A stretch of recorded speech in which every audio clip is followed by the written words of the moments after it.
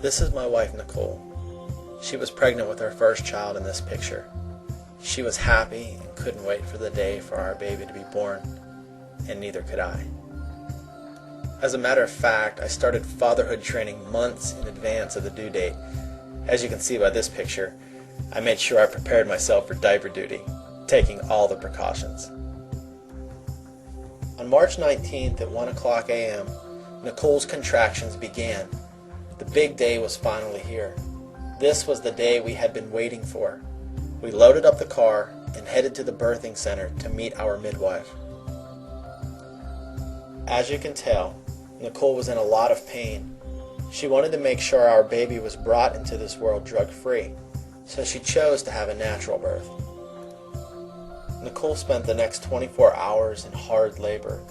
She opted to get into the tub to relax and prepare for a water birth.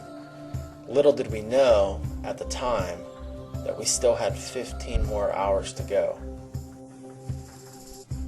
At 7 o'clock a.m. on March 20th, the midwife informed us that she had determined the baby was not positioned properly and that it was time to go to the hospital. At 10 a.m., we arrived at Parkland Hospital in Dallas, Texas. At 2 o'clock p.m., the doctors informed us that the baby's heart rate had increased to 204 beats per minute and that Nicole was running fever. Her water had been broken for over 20 hours and she was running a high risk of infection. An emergency C-section was called for. I have to admit I was scared, but I informed Nicole that everything would be all right. I gave her a kiss on her forehead and then they wheeled her off to the operating room. The doctors informed me that it was a 2-hour procedure and that there was nothing to worry about, and that they would be out to get me in the waiting room when the procedure was completed. At 4:30 p.m., the doctors came through the waiting room doors and called for me. They said, "Mr. Burfield, we need to speak with you in private, please."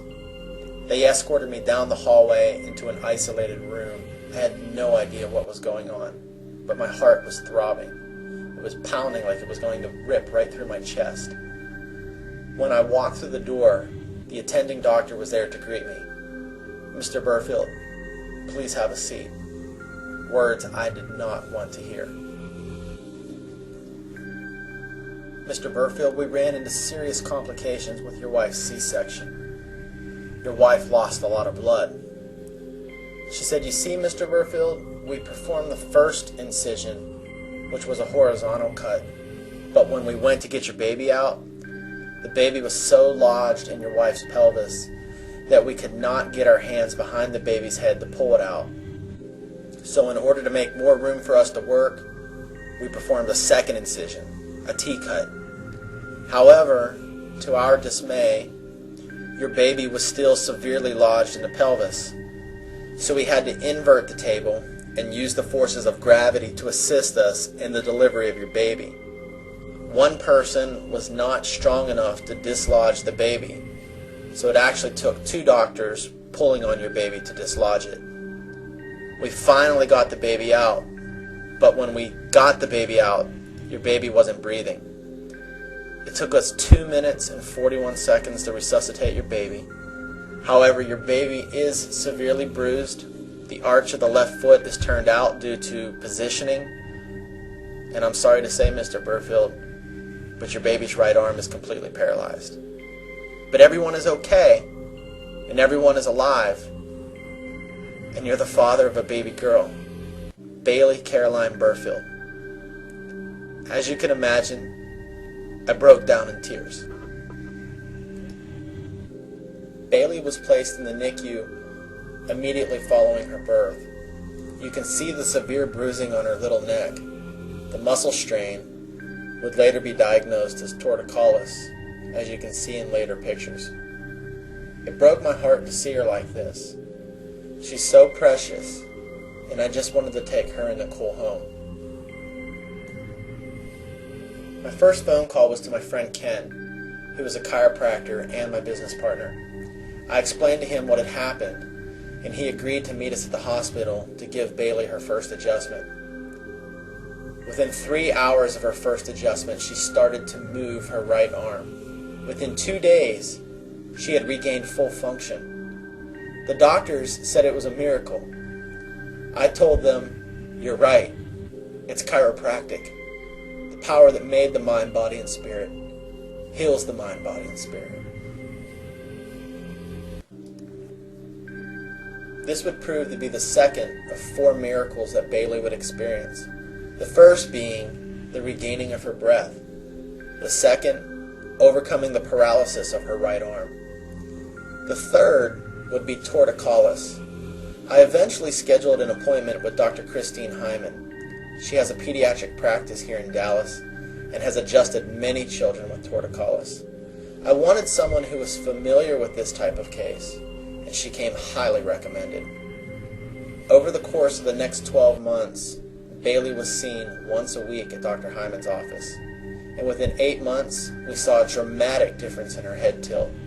Within the year, you couldn't even tell she had a problem.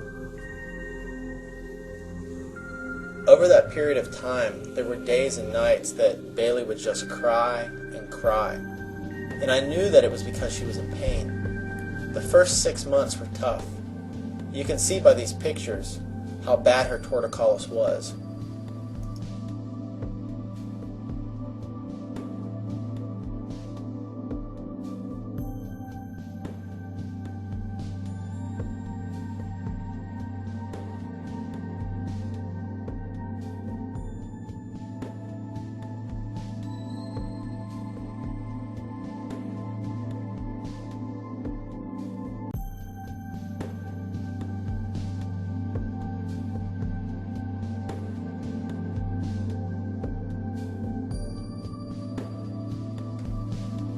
I have to admit though, there were days that I didn't know if she would ever get better.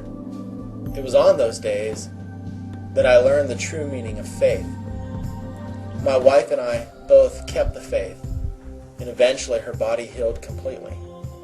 And today she laughs, she plays, she runs, she skips, she jumps, and she does everything a normal 20-month-old does and more. She can count to 6, and she can count to 3 in Spanish. Bailey is a chiropractic miracle. Oh, and remember that left foot? It's healed. She's a walking testimony for chiropractic. And it is her and her alone that gives me a reason every day to wake up and gives me strength to go out there and tell the world about chiropractic.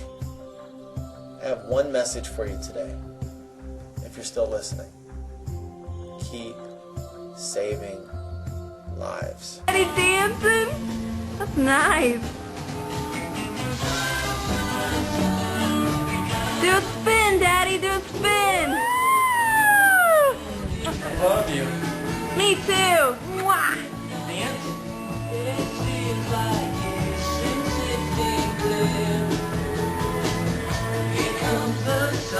Get on your tippy toes. Tippy toes.